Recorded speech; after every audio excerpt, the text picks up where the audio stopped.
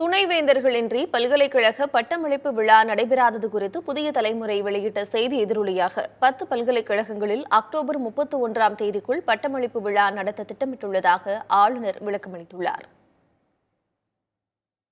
அண்ணா பல்கலைக்கழகம், சென்னை பல்கலைக்கழகம் உட்பட 5 பல்கலைக்கழகங்கள் துணைவேந்தர்கள் இன்றி செயல்படுவது குறித்தும், அதனால் நேர்ந்துள்ள நிர்வாக சிக்கல்கள், பட்டமளிப்பு விழா நடைபெறாதது உள்ளிட்டவை பற்றியும் புதிய தலைமுறையில் கடந்த சில நாட்களாக விரிவாக செய்தி வெளியிடப்பட்டது.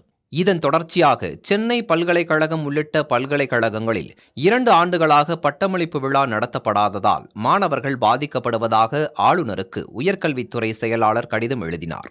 இதற்கு ஆளுநர் மாளிகை தரப்பில் விரிவான விளக்கம் அளித்து செய்தி அறிக்கை வெளியிடப்பட்டுள்ளது. அதில் 2023 ஏப்ரல் 1ஆம் தேதி முதல் இந்த ஆண்டு ஜூலை 31ஆம் தேதி வரை 20 மாநில பல்கலைக்கழகங்களில் 18 பல்கலைக்கழகங்களில் பட்டமளிப்பு விழா நடைபெற்றுள்ளதாக தெரிவிக்கப்பட்டுள்ளது.